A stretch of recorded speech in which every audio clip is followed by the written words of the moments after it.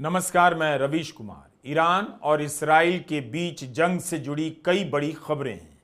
एक खबर तो यह है कि ईरान के परमाणु ठिकाने से लीकेज की खबरें आ रही हैं और दूसरी बड़ी खबर है कि इसराइल दावा कर रहा है कि उसने तेहरान के आसमान को अपने कंट्रोल में ले लिया है, यानी तेहरान के आसमान में ईरान के लड़ाकू विमान नहीं उड़ सकते। तेहरान एयरपोर्ट के पास धमाके की भी रिपोर्ट आ रही है। दोनों तरफ से हमले को लेकर जो दावे किए जा रहे हैं उनकी तुरंत पुष्टि संभव नहीं है, इसलिए इन खबरों को सुनते समय विकल्पों का भी ध्यान रखें कि शायद वैसा ना हो जितना कहा जा रहा है और शायद उससे भी ज्यादा हो जितना कहा जा रहा है। इसराइल ने पहले दिन ईरान पर जब हमला किया तो नताज के परमाणु ठिकानों को भी निशाना बनाया। यहीं पर ईरान के परमाणु ठिकाने हैं। अब यह खबर आई कि कहीं इसराइल के हमले से इलाके में रेडिएशन का खतरा तो नहीं हो जाएगा। International atomic energy agency IAEA ने कहा है कि नताज में परमाणु संवर्धन केंद्रों को नुकसान पहुंचा है। इसराइल के हमले के कारण नताज के वातावरण में रेडियोधर्मी और रासायनिक मिश्रण हो सकता है। ऐसा हुआ तो वहां के लोगों के लिए खतरनाक हो जाएगा। इसे भी एक तरह से न्यूक्लियर अटैक के रूप में देखा जाना चाहिए। किसी भी हमले में परमाणु ठिकानों को लेकर यही खतरा रहता है कि अगर टारगेट किया गया तो इनके लीकेज से हवा, पानी सब प्रदूषित हो सकता है और बड़ी संख्या में लोग लंबे समय तक के लिए प्रभावित होते रहेंगे। IAEA ने कहा है कि यह बेहद चिंताजनक है। हमने बार बार चेताया है कि परमाणु ठिकानों पर हमला नहीं होना चाहिए, चाहे जैसे भी हालात हों। इसका इंसानों और पर्यावरण दोनों पर बहुत बुरा असर पड़ता है। रेडिएशन का स्थानीय इलाके में खतरनाक प्रभाव तो पड़ता ही है, मगर इसका असर वहीं तक सीमित नहीं रहता जहां हमला हुआ है। तो अब इसकी जवाबदेही कौन लेगा? परमाणु ठिकानों पर हमले को क्या न्यूक्लियर अटैक नहीं माना जाए? IAEA ने संयम की अपील की है और कहा है कि न्यूक्लियर ठिकानों की सुरक्षा को नुकसान पहुंचाने की कोई भी सैन्य कार्रवाई खतरनाक हो सकती है। केवल ईरान के लोगों के लिए नहीं, बल्कि पूरे क्षेत्र और उससे आगे के लोगों को भी नुकसान हो सकता है।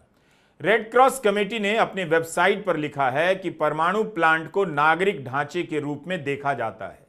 इस नजरिए से इन्हें हमलों से संरक्षण प्राप्त है। इन पर हमला नहीं होना चाहिए। परमाणु क्षमता से लैस दो देशों के बीच युद्ध से जिसकी चिंता रहती है वो यही है कि कहीं परमाणु ठिकाने पर बम ना गिर जाए।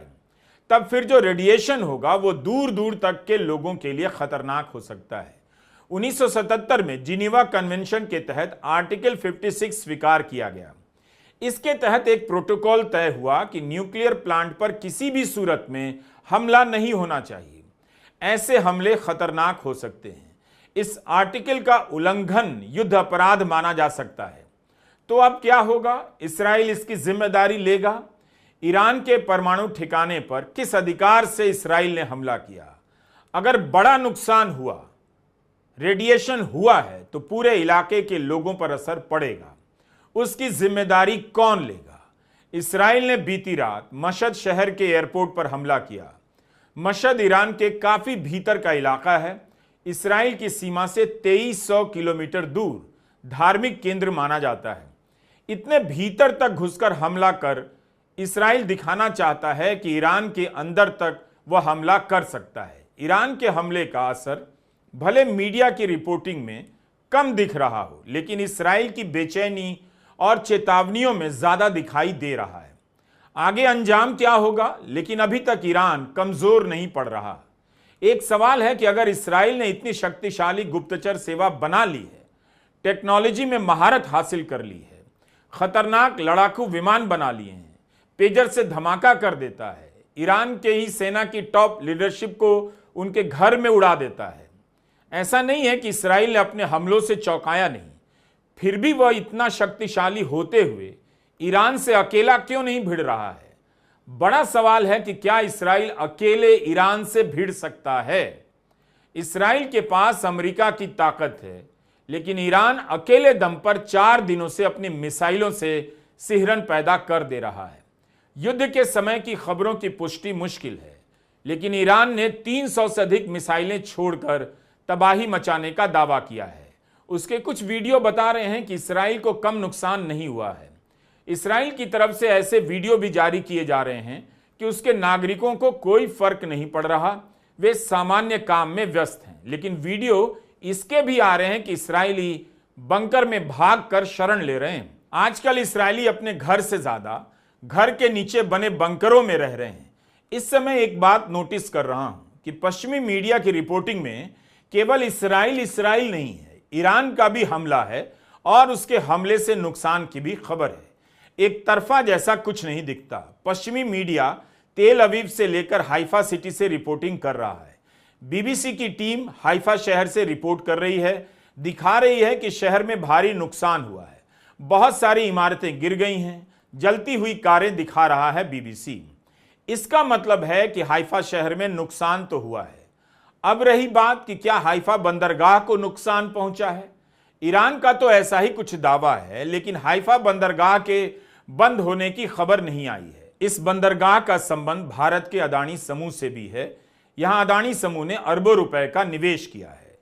इस समूह के सीईओ जोगेशिंदर सिंह ने कहा है कि हाइफा में कंपनी की कार्गो फैसिलिटी को नुकसान नहीं हुआ है।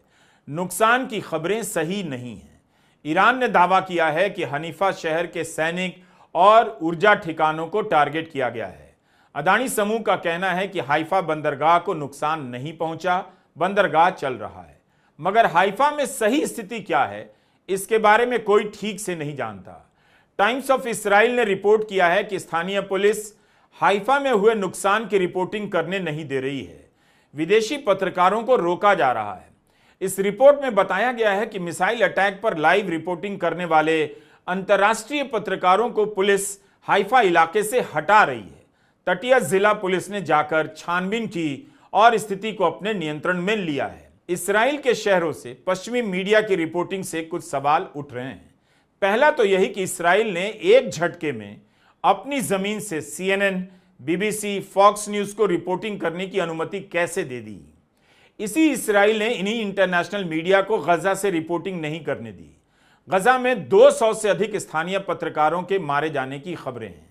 वहां के स्थानीय पत्रकार किसी तरह से रिपोर्टिंग कर रहे थे, ना वे बचे ना उनके परिवार। कितने ही सोशल मीडिया अकाउंट साइलेंट हो गए। वे लोग जो अपनी रिपोर्ट डाल रहे थे, उनकी लोकेशन पहचान कर उन्हें निशाना बनाया गया। किसी भी इंटरनेशनल मीडिया को गजा जाकर रिपोर्ट करने की अनुमति नहीं दी गई। अब इसराइल क्यों अपनी जमीन से रिपोर्टिंग करवाना चाहता है? उसे कब जनमत की परवाह हो गई? गजा में 2 साल तक नरसंहार जारी है। अनगिनत लोग मारे गए, स्कूल, अस्पताल सब तबाह कर दिए गए, लेकिन गजा के लोगों की आवाज को दुनिया तक नहीं पहुंचने दी गई। ना इसराइल को इस बात से फर्क पड़ा कि पत्रकारों को रोका जा रहा है। तो Israel CNN, BBC, Fox News की रिपोर्टिंग से किसे प्रभावित करना चाहता है, किसकी धारणा को बदलना चाहता है? आपको याद होगा जब इसराइल ने गजा पर हमला किया अक्टूबर 2023 में, तब अल जजीरा वहां से धुआंधार रिपोर्टिंग कर रहा था। उससे परेशान होकर इसराइल अल जजीरा से भी लड़ने लगा और अल जजीरा को बैन कर दिया गया। अभी भी बैन है। अल जजीरा को तेल अवीव और हाइफा से रिपोर्ट करने की अनुमति नहीं है। बाकायदा मई 2024 में इसराइल की कैबिनेट ने वोट कर अल जजीरा को बैन किया था। 4 दिन ईरान ने इसराइल पर 300 से अधिक मिसाइलें क्या दागी। वहां से सारे चैनल रिपोर्टिंग करने लग गए। इसराइल कह रहा है कि ईरान उसके नागरिक ठिकानों पर हमला कर रहा है। तो लोग पूछ रहे हैं कि गजा में आप क्या कर रहे थे? क्या गजा के लोग गजा के नागरिक नहीं थे? स्कूल, अस्पताल से लेकर हर जगह आपने हमला किया, अनगिनत निर्दोष लोगों को मार दिया, बम से भी और भूख से भी। तब नागरिक ठिकानों और आतंकी ठिकानों में आपको फर्क नजर नहीं आया। इसराइल ने जब ईरान पर हमला किया तब भी उसके नागरिक ठिकानों को निशाना बनाया।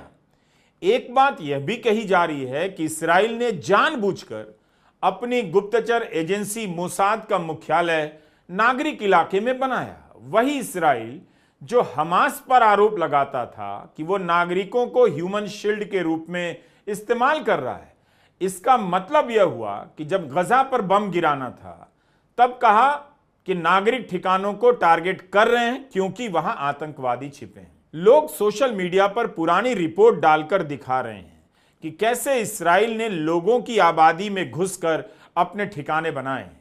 यानी लोग दिखा रहे हैं कि आप हमास पर नागरिकों के पीछे छिपने का आरोप लगाते थे, लेकिन आपने भी वही काम किया। ईरान के रक्षा मंत्री का कहना है कि तेहरान के नागरिकों को भी भारी कीमत चुकानी होगी। तेहरान में कारों में बम धमाके हुए हैं। इस्राइल ने एक इमारत को निशाना बनाया जिसमें 60 नागरिक मारे गए, इनमें 20 बच्चे थे। तेहरान टाइम्स में रिपोर्ट किया गया है कि इस्राइल ने तेहरान में बच्चों के एक अस्पताल, हकीम अस्पताल पर ड्रोन से हमला किया। विशेषज्ञ कह रहे हैं कि यह अंतर्राष्ट्रीय कानून का उल्लंघन है, किसी के मारे जाने की खबर नहीं है। ईरान के विदेश मंत्रालय ने कहा है कि इस्राइल बच्चों को मार रहा है। पिछले 3 दिनों में कई बच्चों को मारा है। इन खबरों की पुष्टि कैसे की जाए, मुश्किल काम है, लेकिन हमले की तस्वीरें बता रही हैं कि आम लोगों को निशाना बनाया जा रहा है।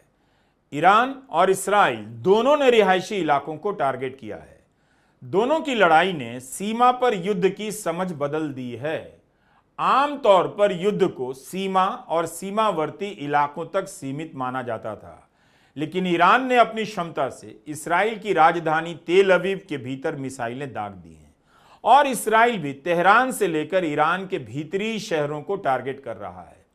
मतलब इस जंग में रिहायशी इलाके जंग के मैदान में बदल गए हैं। यही आने वाले समय में युद्ध का भविष्य होने जा रहा है। लड़ाई सीमा को लेकर होगी, मगर सीमा पर नहीं होगी।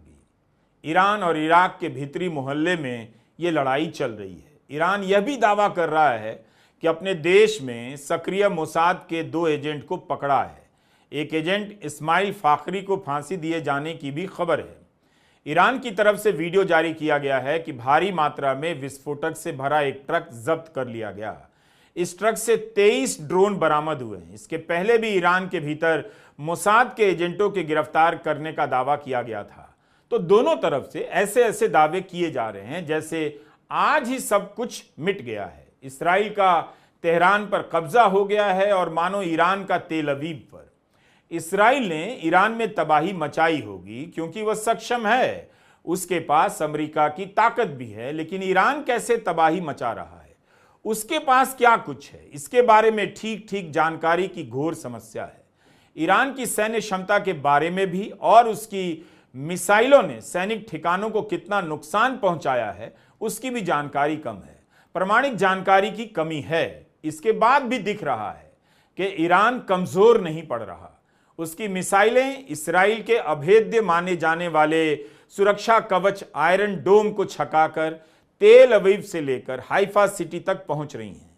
यह भी खबर है कि तेल अवीव में अमेरिकी दूतावास को भी ईरान के हमले से कुछ नुकसान पहुंचा है। ईरान ने 300 मिसाइलें दागी हैं। इस्राइल दावा करता है कि ईरान की बहुत सी मिसाइलों को नाकाम कर दिया, लेकिन इसके बाद भी आप देख रहे हैं कि ईरान की मिसाइलें इस्राइल के शहरों में पहुंच जा रही हैं। इस्राइल के रक्षा विभाग IDF ने कहा है कि इस्राइल की मिसाइलें नष्ट कर दी गई हैं। मिसाइलों के स्टोर को नष्ट किया गया है। ईरान की मिसाइलों की 1/3 क्षमता खत्म कर दी गई है, ऐसा इस्राइल ने दावा किया है। ईरान के कई शहरों में 100 से अधिक सैनिक ठिकानों पर हमला किया गया है। अब जो समस्या इस्राइल से रिपोर्टिंग को लेकर है, वही समस्या ईरान से भी रिपोर्टिंग को लेकर है। जैसे खबर आई कि ईरान ने दावा किया है कि उससे पाकिस्तान ने कहा है कि अगर इस्राइल ने परमाणु हमला किया ईरान पर तो पाकिस्तान भी परमाणु हमला करेगा ईरान की तरफ से। अब पाकिस्तान ने इसका खंडन कर दिया है कि ऐसा कुछ भी नहीं कहा है। जब इस्राइल ने ईरान पर हमला किया तब कहा गया, लोगों ने कहा कि ईरान युद्ध का रास्ता नहीं लेगा क्योंकि उसके पास क्षमता नहीं है, लेकिन उसने रास्ता लिया और इस्राइल को जवाब दिया। दोनों में से पहले कौन पीछे हटेगा? भारत और पाकिस्तान की तरह इस केस में नहीं होगा कि ट्रंप घोषणा करेंगे सीज फायर की सबसे पहले और फिर उसके काफी देर बाद दोनों देश घोषणा करेंगे। इस्राइल पीछे नहीं हटेगा। वो जिस तरह से ईरान में तबाही मचाने का दावा कर रहा है, अभी से ही खुद को विजेता की तरह देखने लगा है। लेकिन जब आप खबरों को ध्यान से पढ़ेंगे तो पता चलेगा कि कई साल से अकेला पड़ जाने के बाद भी ईरान अभी इतना कमजोर नहीं लग रहा कि एक हमले में फुटनोट्स में बदल जाए। ऐसा लगता है कि रात होते ही आसमान ईरान का हो जाता है और दिन होते ही प्रोपेगेंडा इस्राइल का हो जाता है।